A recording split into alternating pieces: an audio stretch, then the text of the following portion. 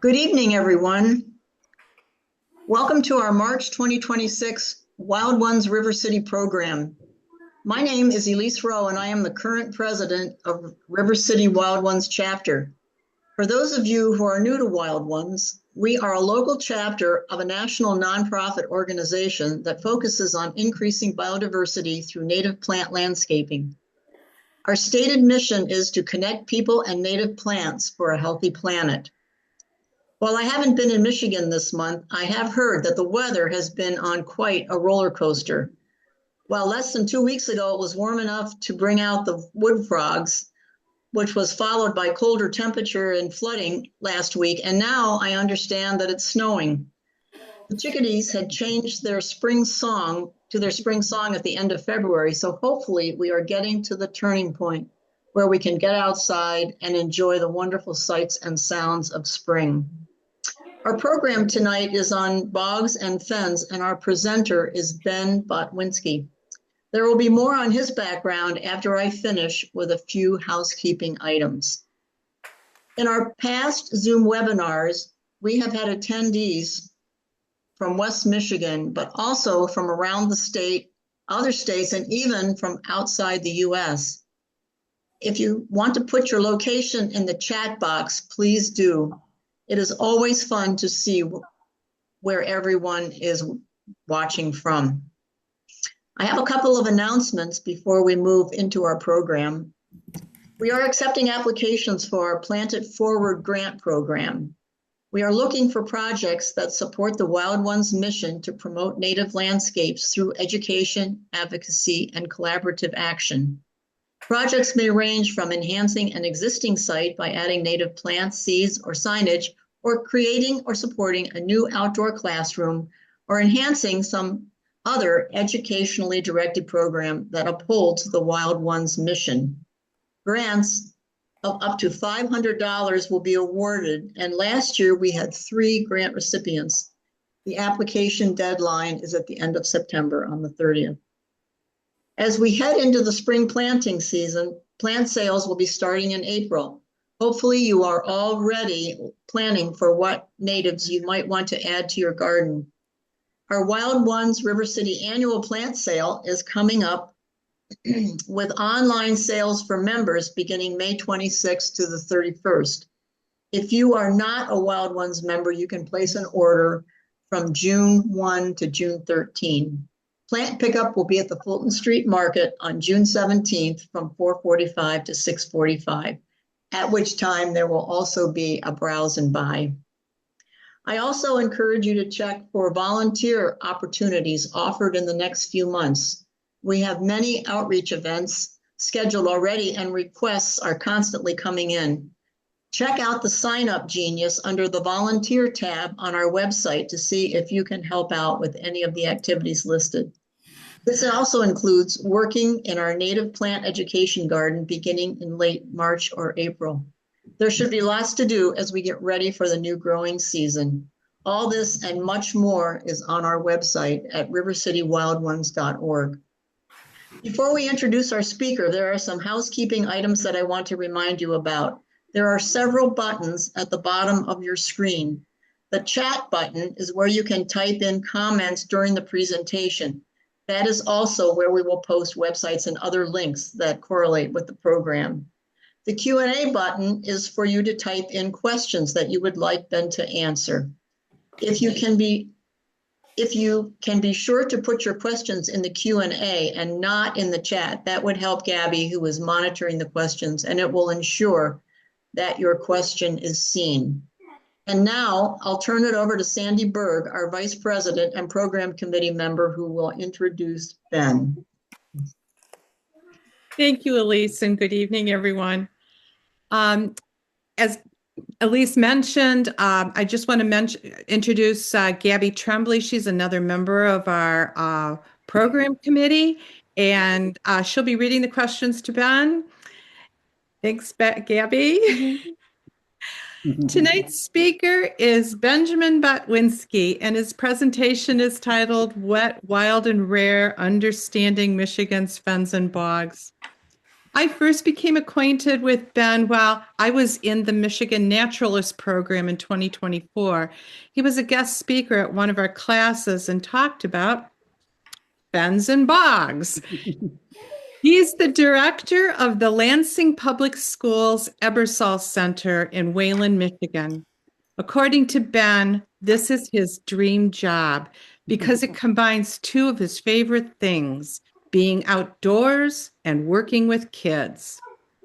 Ben began his career as a high school history teacher in West Michigan and has been fortunate enough to be able to teach both in the United States and abroad.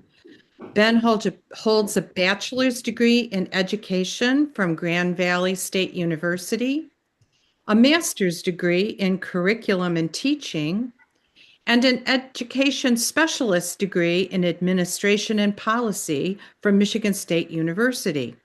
He has also earned his Michigan Master Naturalist certification. Ben, welcome to River City Wild Ones, and thank you for your willingness to talk to us about Fens and Bogs. It is my pleasure, Dr. Bird, and thank you, Wild Ones, for having me. It is such an honor to have this opportunity. When Dr. Sandy reached out to me last year, I put it right on my calendar, and I've been excited ever since. So I'm really, really excited. It is truly an honor. And let's get started. So as we've said, the presentation title is Wet, Wild, and Rare, Understanding Michigan's Fens and Bogs. Sorry. Oops, there we go. Sorry, it was a little delayed. I'm the director of the Ebersole Center. Here's my contact information. This is just for yours to have, and there'll be more about that a little bit later. But I want to begin by telling you a little bit about the Ebersole Center.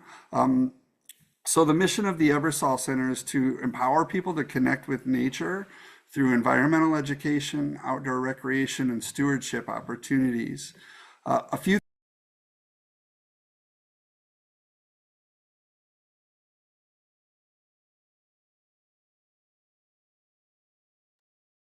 Ben, you're muted.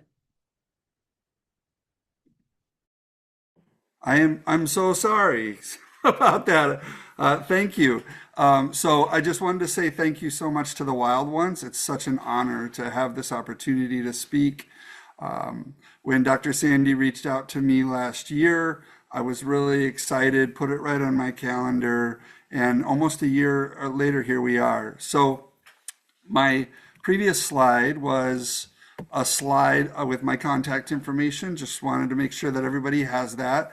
And now I'd like to share a little bit with you about the Ebersole Center before we dive into our presentation. So the mission of the Ebersole Center is to empower people to connect with nature through environmental education, outdoor recreation, and stewardship. So one of the things that's unique about the Ebersole Center is it's an environmental education center, so a nature center, and a youth camp combined, and it's owned and operated by the Lansing School District. So even though we're located between Grand Rapids and Kalamazoo, we're actually owned by the Lansing School District. And there's a really interesting history about why that is, and we don't have time to get into that today. But you should know it's a 238-acre campus. It's a Four Seasons facility, and we see thousands of guests annually and serve thousands of students annually. We have a really diverse set of programming options and formats. So we do, of course, a lot of insight work with students when they come to our campus, but we also do outreach programs to schools and even virtual programs like this. Our campus is very ecologically diverse, and so several of the wetlands that we're going to talk about today and Fen and Bog especially, we have on grounds at the Ebersole Center, so it's a chance to come and see them if you'd like. And there are volunteer opportunities available, so if any of you live in this area and would be interested in volunteering, we'd love to have you. All right. Okay, so this is our trail guide. This is just describes really briefly kind of what we're going to do together this evening. You can call it an itinerary, if you will. So welcomes and introductions. I appreciated everybody putting where they're from in the chat. I saw people from across the state of Michigan, which is really exciting. Of course, a lot of people concentrated in the West Michigan area, but I saw people in Northern Michigan, in Eastern Michigan, and I also saw several people from out of state. So welcome. Thank you so much. We're going to also be doing a brief review of some foundational concepts. Then we'll move into an overview of the types of wetlands in Michigan. Those two sections will be pretty quick. Our focus area tonight, of course, is going to be fens and bogs. And then we'll do some common ecosystem plants and animals. We'll talk a little bit about that, and we'll finish with a Q&A session at the end. A couple of housekeeping things before I move forward. One is I just want everyone to know that while I'm the director of an environmental education center, I'm an educator by training. I'm not a plant and soil scientist. And so I'm going to be able to answer a lot of your questions, but I may not be able to answer them all. And if that's true, that'll be an opportunity for us to learn together as we work to figure that out. And I will try to follow up with you if there's answers that I can't get you this evening. The second thing that I want everyone to know about the presentation is that I've built question stops into the presentation. And so as Dr. Sandy said, Gabby's going to be monitoring that. We can stop throughout, but I do encourage you to put your questions into the Q&A portion. So not necessarily in the chat, but in the Q&A portion if you do have questions. And then the last thing is there are several slides with lots of text on them. I promise you I won't bore you by reading all of that, but I wanted you to have that as background so that when you get this presentation, you'd have all of that context with you. All right, let's jump in. So I wanted to start with the hydrological cycle. This goes way back to kind of elementary school, right?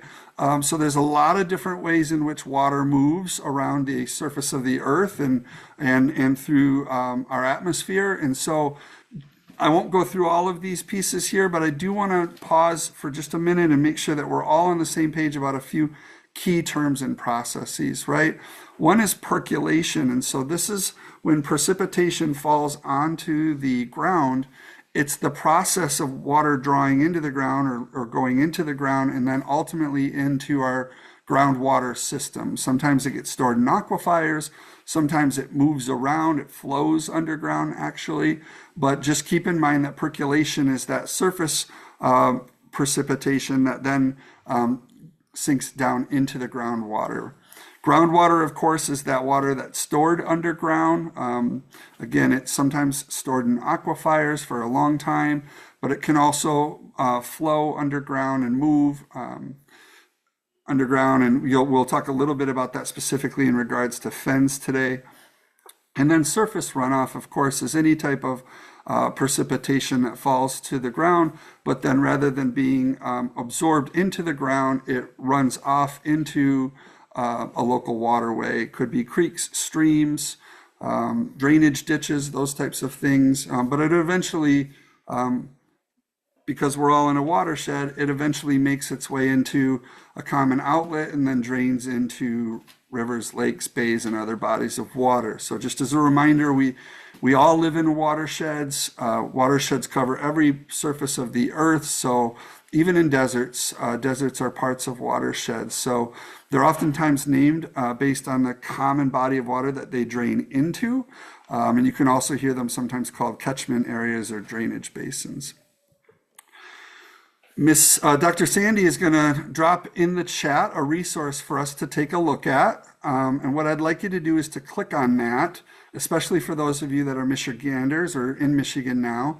I'd like you to click on that watershed resource and just take a look at it and find which watershed you happen to live in. So I'm going to give you a few minutes. Click on that resource and then go ahead and drop in the chat the number of the watershed where you live.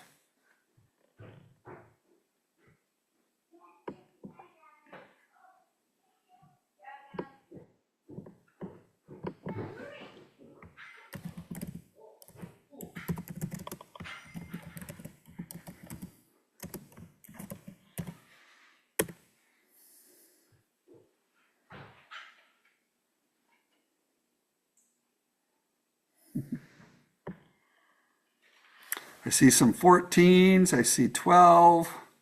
That's awesome. Thank you for those of you. 55A. Wow. That's great.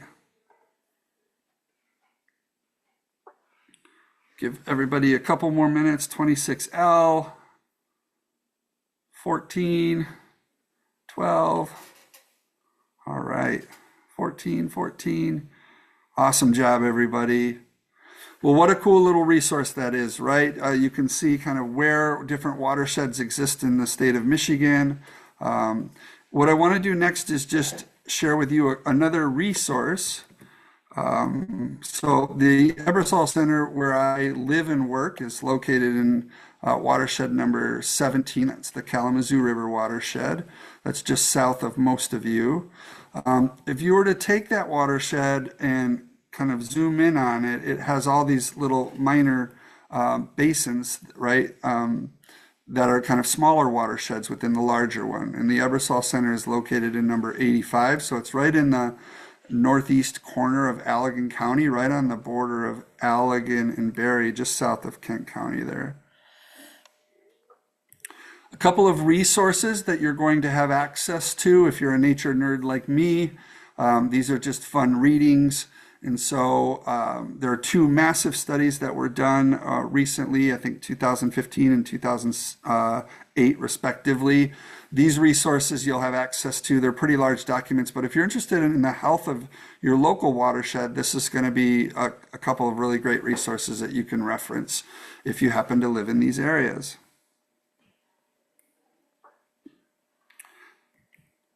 All right. Just a couple of other foundational concepts. When we talk about aquatic ecosystems in general, they can be broken into two large categories: marine ecosystems, those are saltwater ecosystems, and then freshwater ecosystems. And on that side, lakes, ponds, rivers, and streams, wetlands, and then of course this presentation is mainly going to focus on wetlands. So at this point, Gabby, are there any questions? No, we do not have any questions yet. Awesome, thank you. All right, remember, if you have any questions, feel free to drop them in that Q&A section. All right, so we've done our review of some of those foundational concepts. We've talked a little bit about the water cycle. We've talked about watersheds and then just aquatic ecosystems in general. Let's dive into wetlands more specifically. What I'd love you to do now in the chat, again, I'm an educator, so I'm hoping to keep you engaged here. Please respond in the chat to this question: why are watersheds important to Michigan? As a Michigander, why should we care about watersheds?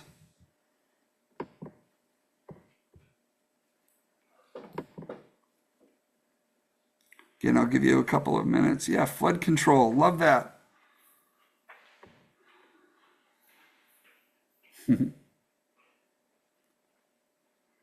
Here they come. Wow. Look at how much you already know about watersheds and wetlands. This is awesome.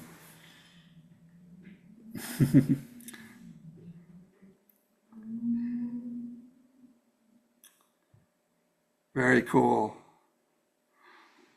Love those answers, everybody. Keep them coming.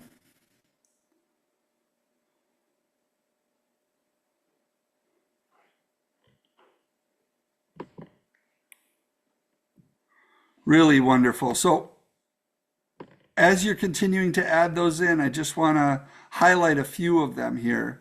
And of course, this is not an exhaustive list, right?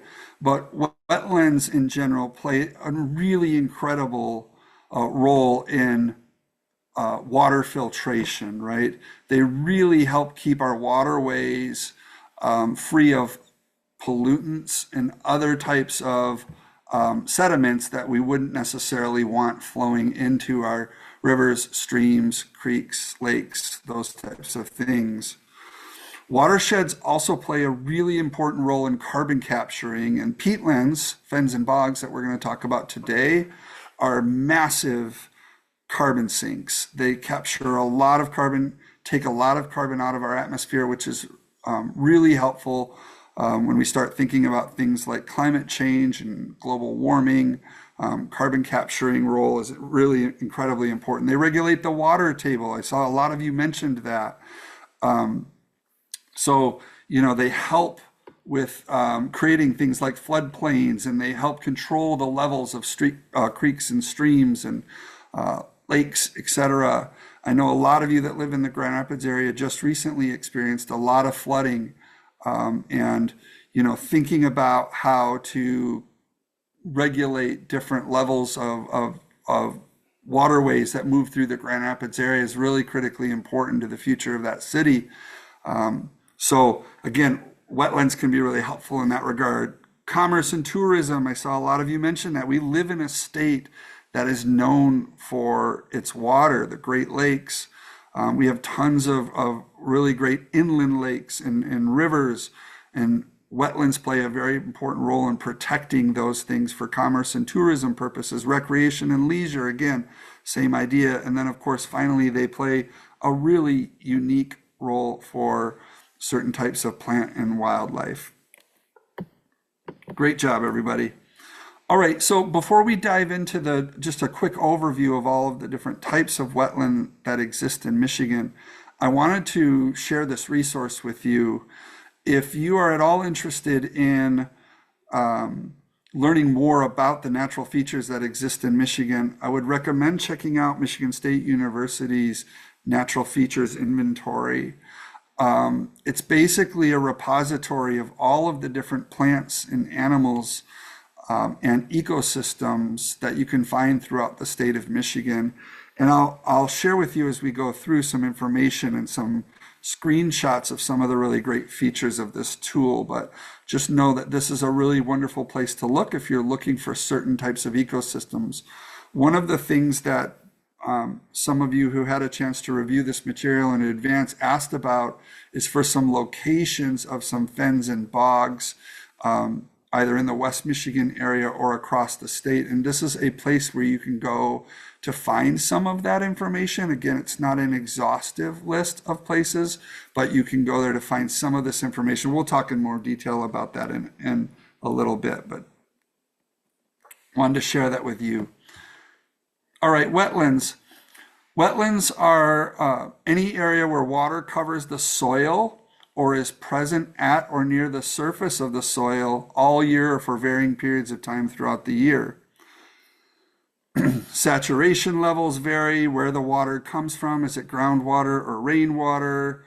Soil composition, all kind of make up, are all of the variables that can make up the different types of wetlands that exist. I know your presentation in February, for those of you who had a chance to attend, was on vernal pools. These are seasonal pools of water. They're typically shallow, ephemeral, meaning they don't last the entire year. There's no permanent inlet or outlet. I won't spend a lot of time on this one. I won't spend a lot of time on these in general, but I just wanted, a vernal pool is a type of wetland. Some people would argue whether it is or not, but I classify it as a type of a wetland. Another type of wetland that you may be familiar with is a marsh. Marshes are typically dominated by herbaceous species. Herbaceous just means they're soft-stemmed species, so rather than kind of woody plants, they're more soft-stem plants, usually found around the fringes of lakes and ponds and streams. And there are several different types of marshes that exist: emergent, submergent, Great Lakes marsh, northern meadow marsh, right? This is where a tool like that natural features inventory can come in handy for you to, if you're really interested in diving into all those different subtypes of marshes. A forest swamp, another very popular type of wetland that exists here in Michigan. I work at a camp. Most of our students are elementary age kids, and so we talk a lot about this being kind of the place where Shrek lives, right? Saturated soils, most predominant throughout the year, large to medium-sized trees. So you see these big hardwood trees. But you also see this really lush, leafy green vegetation in forest swamps. Things like ferns and skunk cabbage make them really exotic looking in the height of the summer season. Then we have coastal wetlands, of course, because we're so much of our state is surrounded by the Great Lakes. We have a lot of coastal wetland in Michigan, and this is very diverse. Coastal wetlands are. I'm not going to get a ton into this, but these are huge spaces for recreation and tourism. There is a really wonderful video link in here. Again, we won't watch this tonight or today, but I wanted to include this in the presentation for you about some of the conservation efforts that are happening between some of the universities across Great Lakes states to try and protect our coastal wetland systems. As you can see there, Michigan has 275,000 plus acres of coastal wetlands, but we've lost about 50% of that since European settlement. And in areas on the east side of the state, for example, along the Detroit River, we've lost even a higher percentage of that, as much as 90% of our coastal wetlands. And so there is a huge threat to this particular space, and it's something that we should be really thoughtful about in terms of our conservation efforts moving forward. All right, Fens and Bogs. So we're going to do just a quick overview here, and then in the next section, we'll dive a lot deeper into these. So fens are miniotropic, which means that they receive water through, or they receive nutrients through groundwater, peatlands, and they're dominated by grass-like plants, herbaceous grasses, shrubs, stunted conifers. They typically occur in glacial outwash plains or lake plains, kettle depressions. So in Wayland, where the Ebersole Center is located, there's lots of glacial land formations. The lake that's on our property is a kettle lake formed by a glacier, and surrounding that is our fen and our bog. Fens are unique in that they have slightly acidic to alkaline peats and can also have some alkaline marl in place. So a couple of key things to understand about fens: their nutrients come from groundwater, and they're slightly acidic to alkaline. Again, there's several different types of fen. We'll get into detail about some of those in a little bit. Bogs, again, nutrient poor, but these are ombotropic, which means they get their water from precipitation, peatland, and they have a much more acidic soil. There's a prevalence of sphagnum mosses and other ericaceous plants, which just means acid-loving shrubs. Because of that relatively high level of acidity in the soil and low oxygen levels, it leads to the slower growth of fungi and bacteria needed for plant decomposition. And this is what helps form peat, helps capture carbon. And again, we'll get into more detail about those in just a minute. All right, Miss Gabby, is there any questions at this point? Nope, no questions in the Q&A. All right, awesome. So just checking in kind of where we're at on our trail guide here. We've reviewed those foundational concepts. We've done an overview of these different types of wetlands that exist. And so now we're going to dive into fens and bogs. So just so that we're all on the same page about some of the terminology that's being used, fen and bog ecosystems together are sometimes referred to as peatlands, or you might hear them called mires.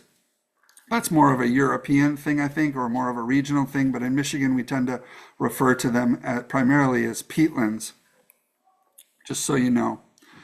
Peatlands are wetland ecosystems that are characterized by waterlogged conditions that cause partially decomposed plant material, or peat, to accumulate over thousands of years, leading to long-term carbon storage. And there are two primary types of peatlands, fens and bogs. So below this is some interesting facts. Again, I'm not going to read these all to you, but one of the things you should really know is that peatlands cover about 3% of the Earth's surface, but they store between, I've seen conflicting reports about this, but between 27 and 30% of the global soil carbon. That's an incredible number. And in fact, that's more than twice as much as all of the world's forests combined. So even though they only make up 3% of the Earth's surface, they hold twice as much carbon as all of the world's forests combined, and that includes rainforests. They act as sponges. Again, they reduce flood risk, right? These are some of the general characteristics of wetland we talked about. They support really specialized plants and animals, and it takes thousands of years for peatlands to form because it's building up those layers of dead plant material. This was perhaps the most powerful resource I came across as I was studying to get ready for your presentation this evening. This was a new model for me, and it makes a lot of sense given the time that I've spent in fens and bogs. So we tend to think about fens and bogs as two unique ecosystems, but the reality is they kind of exist on a continuum, right? And so in this particular model here, the y-axis just shows nutrient availability. That's the vertical axis, shows nutrient availability. And across the x-axis, you see the pH level of the soil. Another factor here is precipitation versus surface or groundwater fed. So a couple of things to keep in mind. Fens, just again, tend to be more nutrient rich because they're fed by groundwater. Precipitation is not a very nutrient-rich source of water. Groundwater is much more nutrient-rich. And so because of that, fens in general tend to be much more nutrient-rich, which means there's a much wider variety of plants that you'll see in fen versus in a bog. And because of that, their soils are also less acidic. Bogs are more nutrient poor and more acidic than fens, but they're not completely separate. There are fens that are poor and there are fens that are richer, right? And so this is just something to keep in mind as you think about visiting these spaces. You can find a really good example of a bog and you can find really good example of fen, but the truth is they kind of exist on a continuum, and I'll tell you more about that in just a second. So when we learn about how they're formed, or at least one way they're formed. So you can think about this as, for those of you that are in Michigan or from Michigan, you know that when glaciers were receding, they were oftentimes carving out the landscape in such a way that was creating these areas where water would be being collected, right? And so this might be an example of a kettle lake or a kettle pond, but you see it's being fed by groundwater. So this source of the water for this lake here, or this little pond that we're looking at, being fed by groundwater. Over time, as that vegetation grows and begins to settle into that body of water, you start getting the shrinking of this body of water over time. Still, though, the plant life that's here is being groundwater fed. The water the standing water that's still in this space is groundwater fed.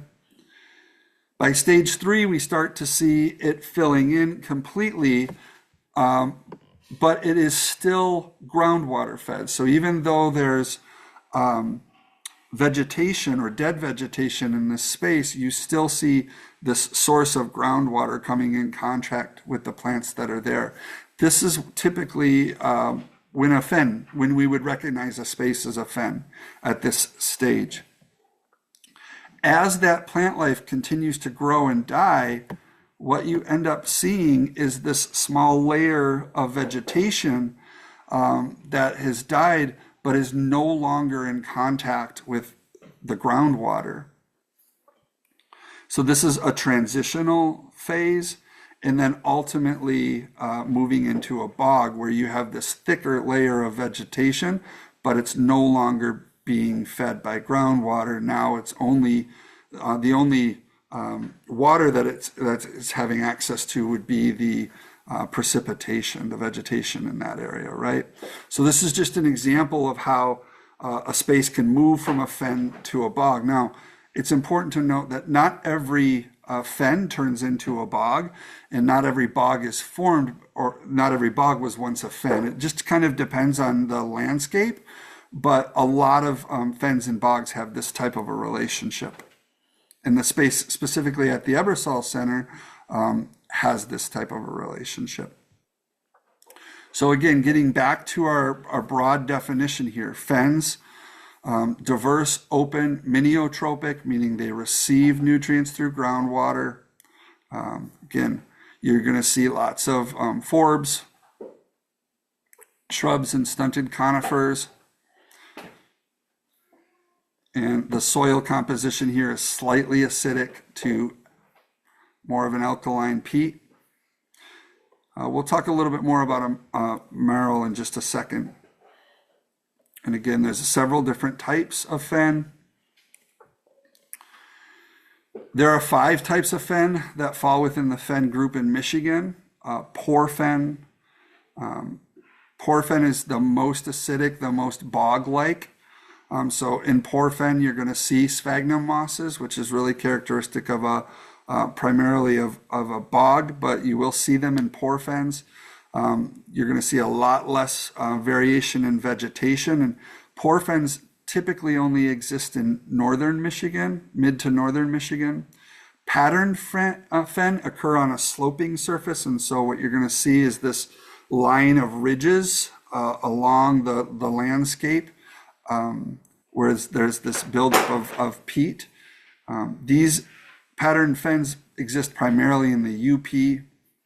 Northern fen, basic to neutral soils, and you'll see some woody shrubs and some stunted pines. You'll see these in mid to northern Michigan. Coastal fen, of course, along the Lake Michigan and Lake Huron lake shores, and really at the tip of the mitten into the UP. And then a prairie fen, which is again neutral to base, but it's dominated by grasses, sedges, and rushes. And this is really the only type of fen that occurs in lower Michigan. And in fact, the Ebersole Center's fen is a prairie fen. So let's take a closer look at that.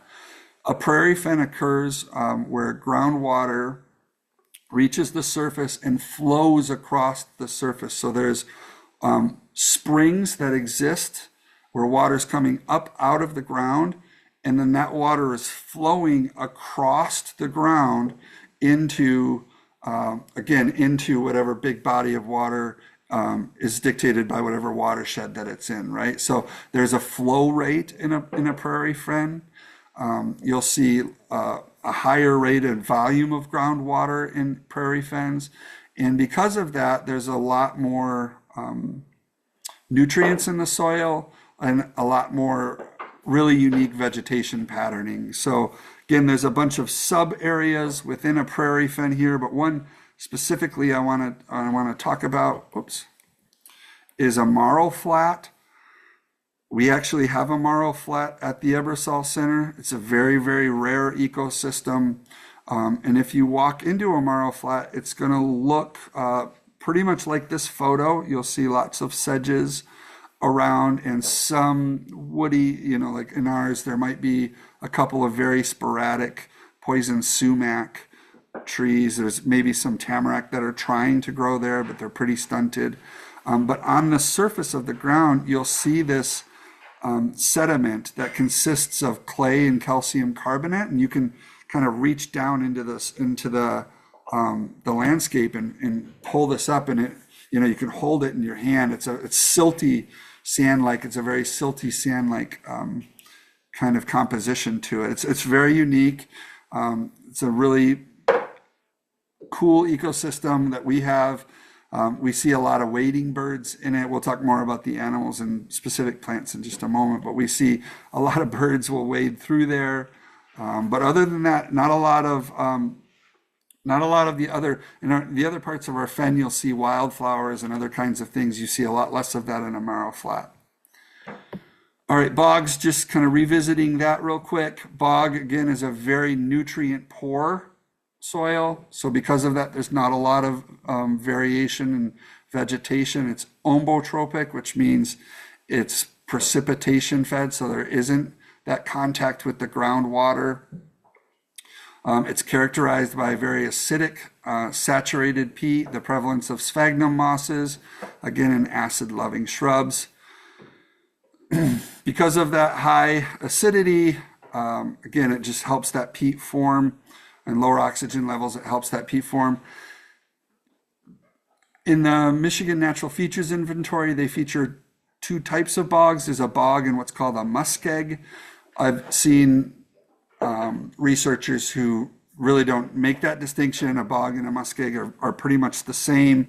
When I was reading through the definition of a muskeg, it sounds a lot like a bog, except there's a few more stunted conifers. And you can see in the map up there where you may be able to find muskeg in Michigan.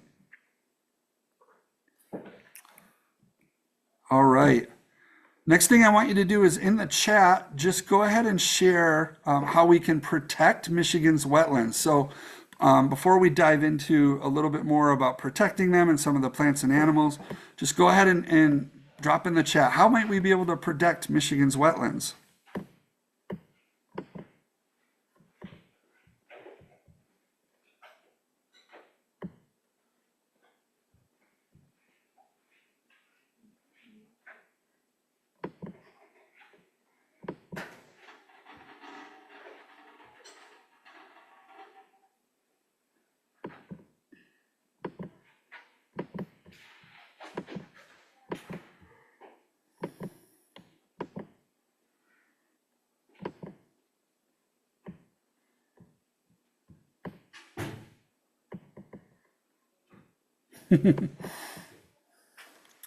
Yeah, thank you, everybody. It's a really great list of stuff.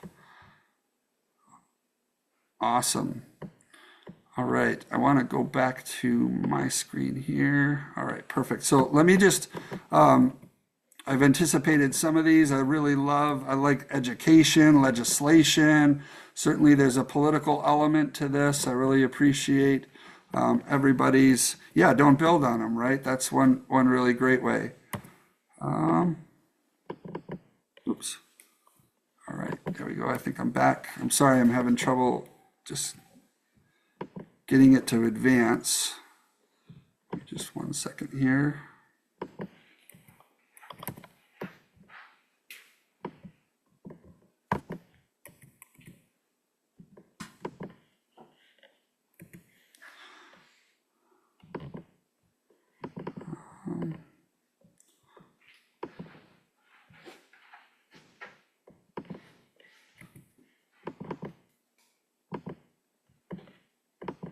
Sorry, everybody. I don't know why the slide does not want to advance. Let me do this. I'm going to stop sharing real quick, and then I'm going to share again. Sorry about that. I'll dive back in, share my screen.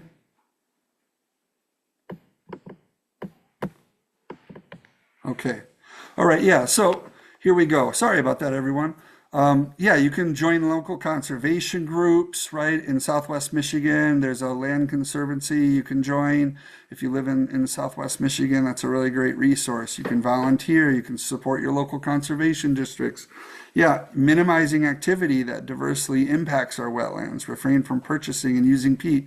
We'll talk about that in just a second, and then be mindful of some of your herbicides and pesticides that you use. You all came up with a really great list though. So a little bit about our conservation efforts in Michigan. This comes from a report in 2015. Prior to European settlement, there were roughly 10.7 million acres of wetland in Michigan, and since that time we've lost 4.2 million acres, primarily due to farming and other types of development. It's interesting that the rate at which our wetlands are being depleted has slowed, but it still is continuing at a rate that's faster than we can restore these natural spaces. And so one of the things we should all be really proud of, though, as Michiganders, is we're actually only one of 2 states in the entire country that has a specific law related to protecting our wetlands. That's the Clean Water Act that we have. New Jersey's the other state, so really interesting. But you can see where the highest percentage of wetland losses were. They primarily occur in the most populated areas of the state of Michigan. So the east side of the state. You can see on the west side of the state, we've done a decent job of trying to protect some of our wetland spaces. And then, of course, up north, where it's a little less sparsely populated, they have the least amount of wetland loss there. All right. Gabby, were there any questions at this point? Yes, we do have a few questions here. Sure. So Linda would like to know, are there cranberry bogs in Michigan? Not that I'm aware of, Linda. That's a question that I probably am not well positioned to answer, though. But to the best of my knowledge, I don't believe we have cranberry bogs in Michigan. But I'd be happy to look that up and get back to you, Linda. Thank you. Barbara would like to know, are peatlands protected? Yeah, as a type of wetland, peatlands are protected under the Clean Water Act that protects wetlands in general. And because of the unique nature of fens and bogs, I know in my work with local conservation districts and people in the state whose job it is to protect our environment, they're very conscientious of these really rare ecosystems. And so there's I don't know if legislatively there's any specific language to protect them, but I do know that when there are these rare ecosystems that exist, there's a lot of resources and opportunities to work with people to make sure that you're conserving these areas to the extent possible. Perfect. Bill would like to know, do you know how countries like Ireland have managed to burn peat for hundreds of years without depleting the peat? I don't know that, Bill. It's a great question. I can speculate about what that might be, and I'll share with you an example. So at the Ebersole Center, we do what are called prescribed burns to manage our prairie. We have a tall grass prairie at the Ebersole Center, and the groups of people that we work with to conduct our prescribed ecological burn, are oftentimes asking me about burning our fen and our fen bog area that we have as part of an ecological program. And so I think the idea there is you're only burning that surface layer. This is the way it works in the prairie world. So in the prairie world, you really only burn that kind of surface layer of plants. And what it does is it stunts the growth of the invasive species and plants that you may not want to have in that space. And those plants that have evolved over time to be in those spaces are fire resistant. And so I'm guessing if there's burning happening in peatlands in other parts of the world, it might be for ecological purposes, just to keep them pure and pristine, and it might be kind of only a surface level burn, but that's just a guess, Bill. I'd love to learn more about that, actually. All right, and Marty would like to know, are fens and bogs found in moist areas throughout the world? I think it's really a combination of factors. I mean, there are places where, of course, moist places where I don't think fens and bogs exist. Excuse me. It's that unique combination of the right soil conditions to allow for just enough plant decomposition to allow those layers and layers and layers of peat to accumulate over time. So, you could be in a very wet, damp area where there's so much flow of water that it really doesn't allow that vegetation to kind of stay in one area. It might be washing it out constantly. And so these basins that were formed by glaciers, or these glacial depressions, tend to be really great places where they're formed. I know they exist, of course, in other parts of the world, but I would say I'm pretty certain they don't exist like in tropical regions, just as an example. I don't believe they would exist in those areas. Um, yeah. Awesome. And Ria would like to know, is it possible to restore wetlands that had been previously or historically drained for something like agriculture? And if so, what would that take? Yeah. So I think her question was wetlands. Is that correct, Gabby?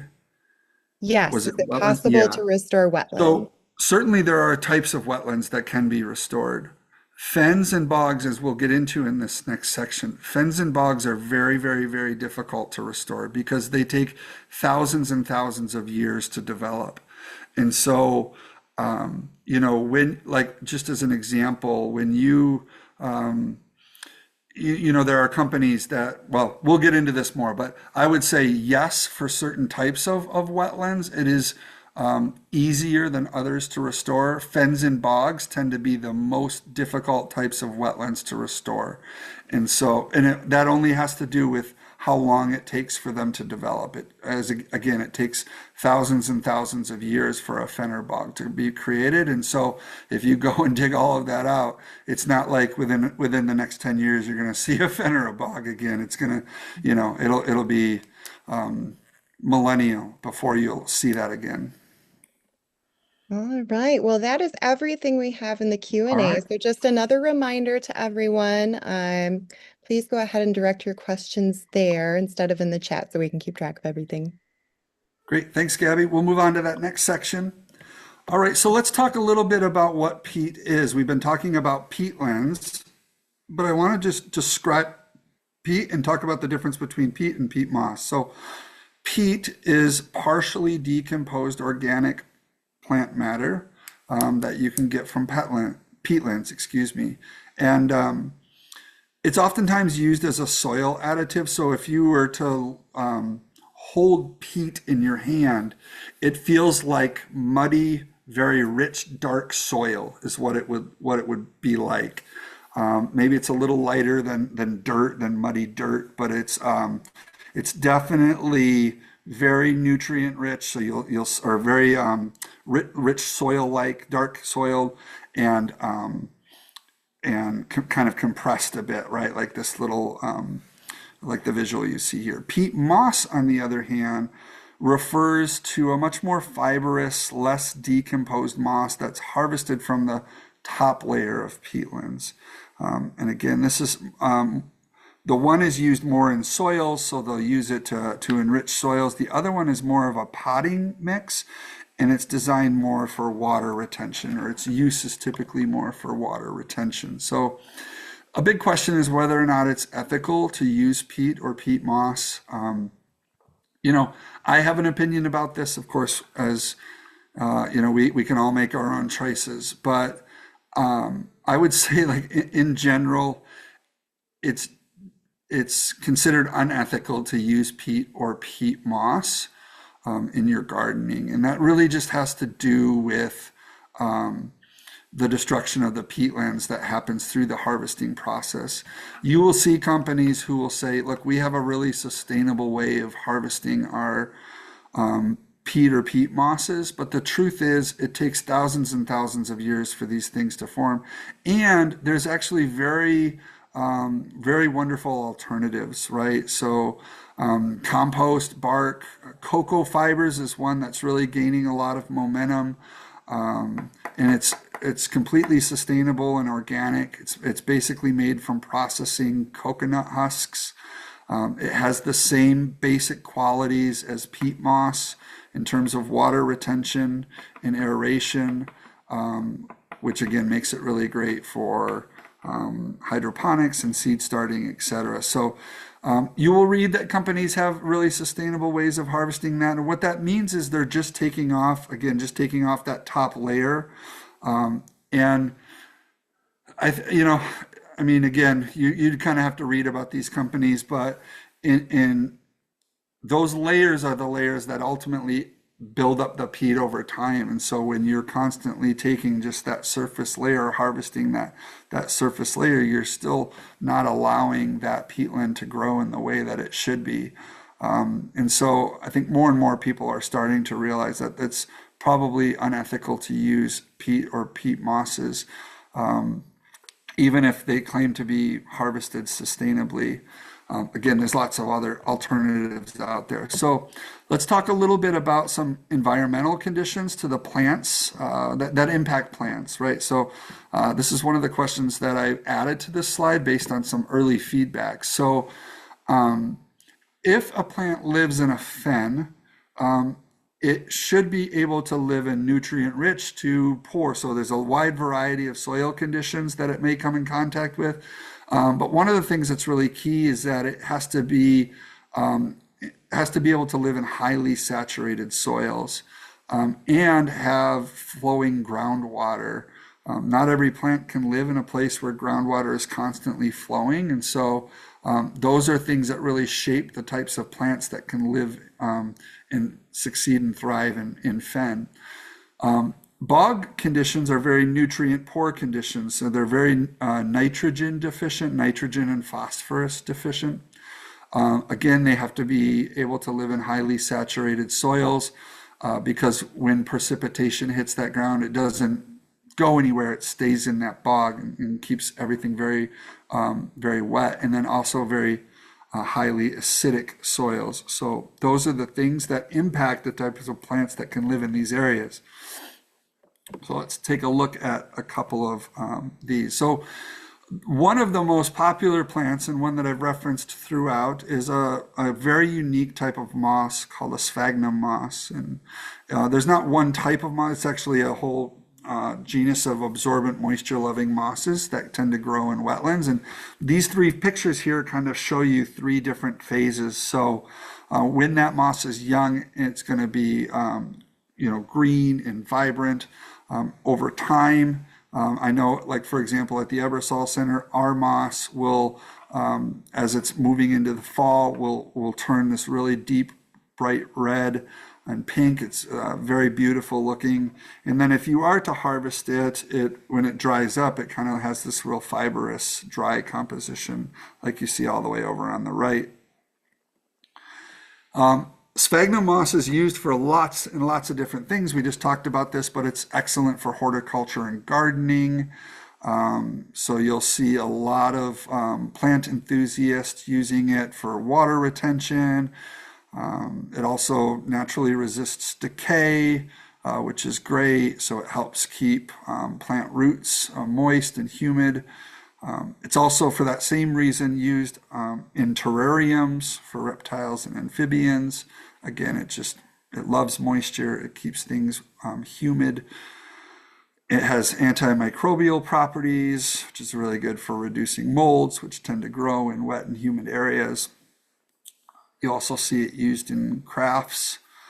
The kokedama balls are these big moss planters you'll see and different places around. So again, lots of different uses in the crafting and floral industry. It's very aesthetically pleasing, as we just saw. And then there's a lot of really very interesting historic indigenous uses. So because sphagnum moss is so moisture absorbent, it was used both for antiseptic properties, so it could both absorb, like if you had a wound, it could absorb that and clean it at the same time. It was oftentimes used in beddings. We work with the Gun Lake tribe at the Ebersole Center, and we've had some of their folks tell us about it being used to, for example, line the backpacks of babies that would be being carried, or wherever a baby might be sleeping, it would be used as part of the bedding there to help absorb whatever whatever urine a baby might let out as it's being carried or as it's sleeping. All kinds of very unique, interesting uses there. So that's sphagnum moss. So let's talk about some other types of plants that exist. Sedges, grasses, and rushes. These are primarily fen like plants that you'll find in fen.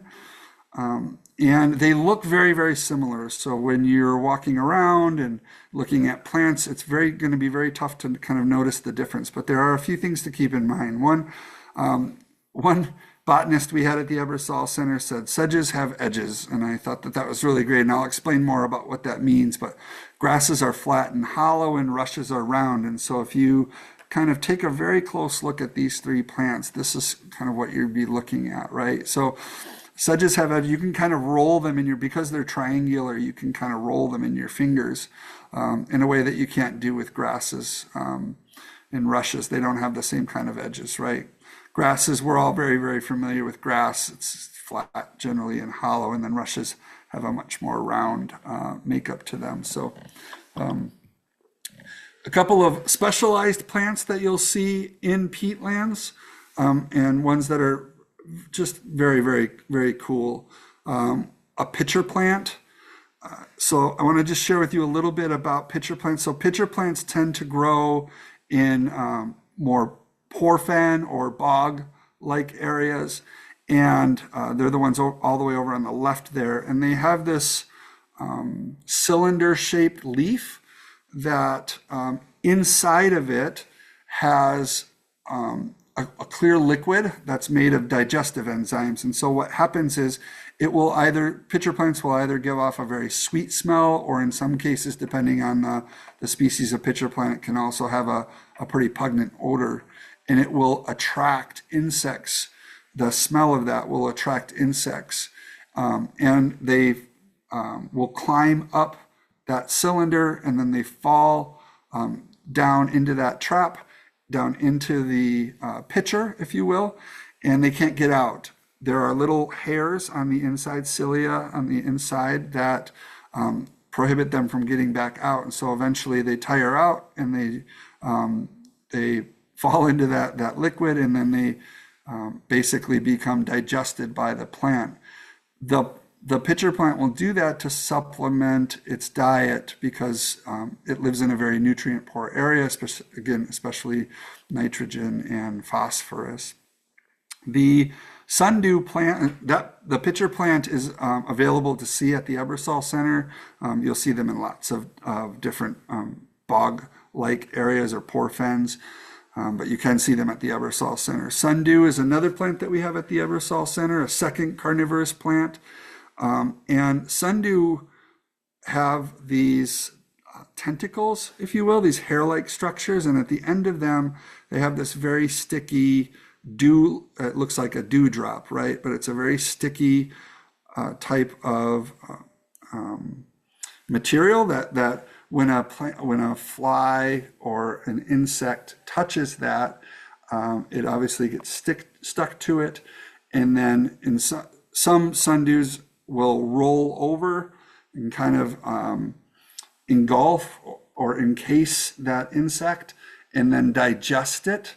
That liquid will digest the insect again to supplement the plant's diet. We also have sundew at the Ebersole Center. So there are I've seen different reports, but 4 or 5 different types of carnivorous plants in Michigan, and we have 2 of them at the Ebersole Center.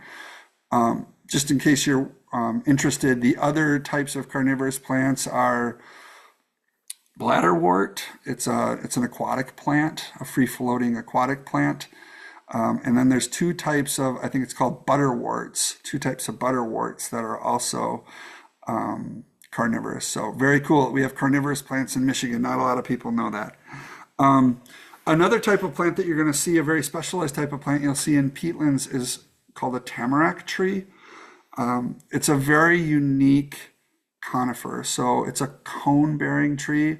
It's, we typically think about cone-bearing trees or conifers as being evergreens, but tamaracks actually change colors and then drop all of their needles. So anybody who has a pine tree in their yard will know that it's not uncommon at all for pine trees to shed their needles. In fact, most pine trees shed somewhere between 20 and 30% of their needles every year.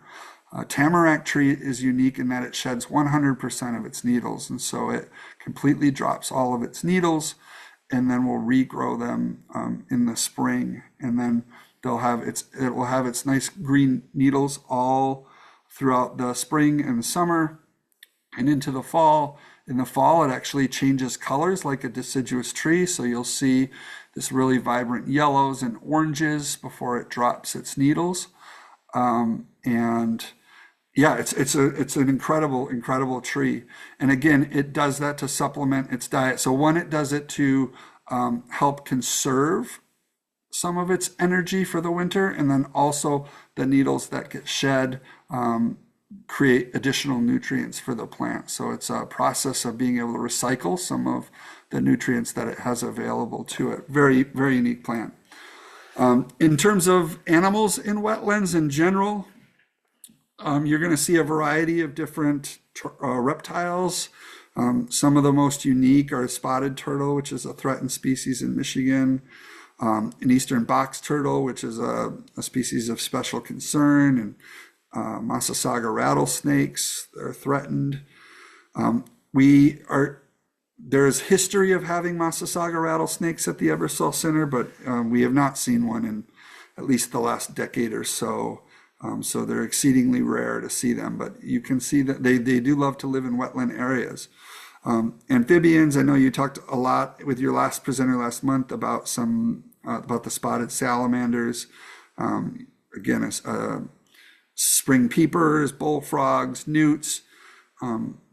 The wetlands in general, or peatlands in general, are really great for birds. So again, we see lots of wading birds like herons, cranes, and egrets. There's also a lot of shoreline birds like red-winged blackbirds and belted kingfisher.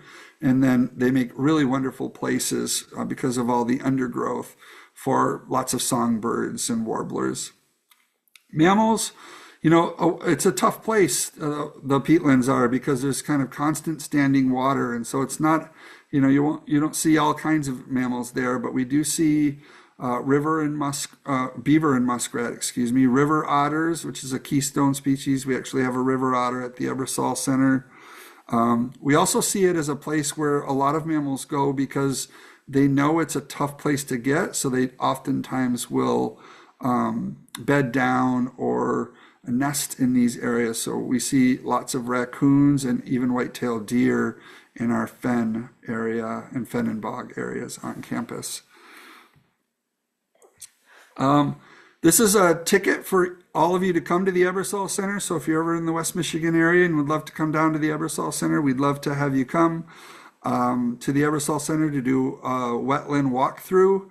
You can do it anytime this spring or summer, and I'll tell you a little bit more about how to do that in just a second. But this is open to anybody from the Wild Ones River City chapter.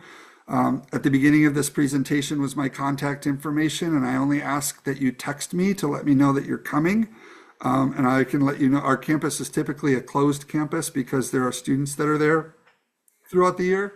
But if you text me to let me know that you're coming, I can give you the procedure for how to check in at the main lodge and get a visitor's badge and all of that, so that you can do a wetland walkthrough. And if I'm available, I'd love to walk with you and learn more with you as we walk together. All right, I think that was it. We've covered it all. How do we do on time? We're doing great on time. I want to open it up for any last minute questions and answers. Yeah, we've got from an anonymous attendee. Do you know if the coconut coir is made from the byproduct or waste of coconut products, so oil, milks, meat, etc.? I wonder about the sustainability of coconut products if these trees are being planted as monocrops, especially in place or at the expense of diverse forests. Yeah, those are great questions. And as I was doing my research, I only came across them as alternatives to peat. So the truth is, I don't know a ton about how they're made and how they're harvested. I do remember reading that it was the husk of the coconut. So I don't believe it it probably does contain to some extent if there's allergies or something, some of the oils, but I think they try to take as much of the core of the coconut out, the fruit of the coconut, if you will, out before they process the husk. But I don't know, admittedly, I don't know a ton about that as an alternative. Yeah. What wildflowers, Marty would like to know, what wildflowers would we expect to find in a fen or bog? Yeah, we have in our fen and bog, we have marsh marigold. So our fen is a prairie fen, as I said, and so it tends to be on the more nutrient rich side. So it looks more like a grassland to some extent, almost a little bit. It can almost be really deceiving to kind of walk into that space because if you didn't look close enough, you wouldn't see this. So we have marsh marigold is a flower that we see quite a bit of. We see trillium in our wetlands and in our fens specifically. Pitcher plants actually flower. They have this a beautiful flower that you'll see there. Lady slippers is another plant that you'll see. Um, and we even have things like goldenrod along the fringes. We even have things more prairie-like plants like goldenrod you'll see on the fringes of our fen. Our marl flat, there's not, I mean, if there's a flower associated with the pitcher plant, you might see that in our marl flat and in our poor fen or our more bog-like area of our campus. Very few wildflowers actually in that area that we have. All right. And um,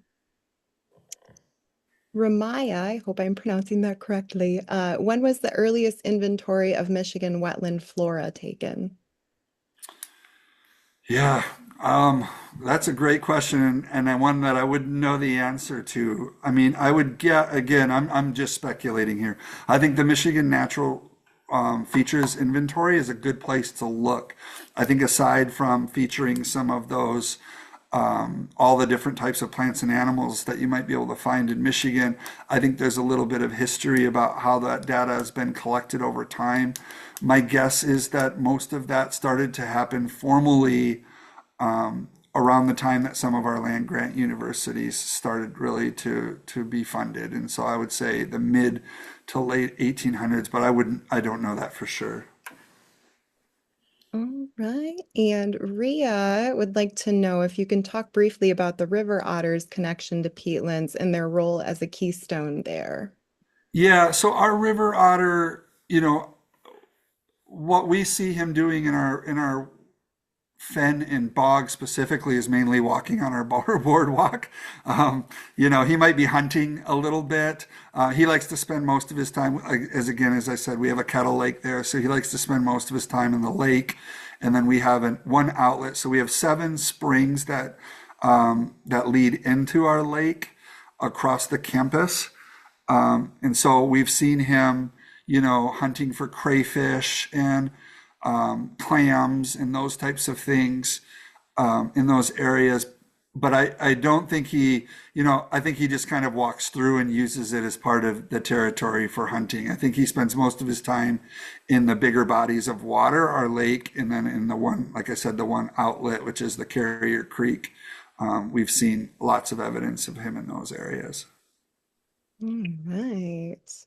And for the last question, Marty says that data was collected between about 1830 through 1850. And it Yeah, was an organized survey by the Government Land Office. great, great. Thank you, Um, Marty. and then our last question here is from Mindy, and she wants to know if you can show your contact information again. Yeah, yeah. And great presentation. Yeah, no problem. I know that you'll have this presentation available to you, but I'm happy to put that back up on the screen here. There we go, right there. And again, just that cell phone number down there, 517-802-7616. If you're around and you're like, hey, I'm driving through the Wayland area, I'm doing a hike or whatever, just text me. Just let me know you're from the Wild Ones, and I'd be happy to have you come out.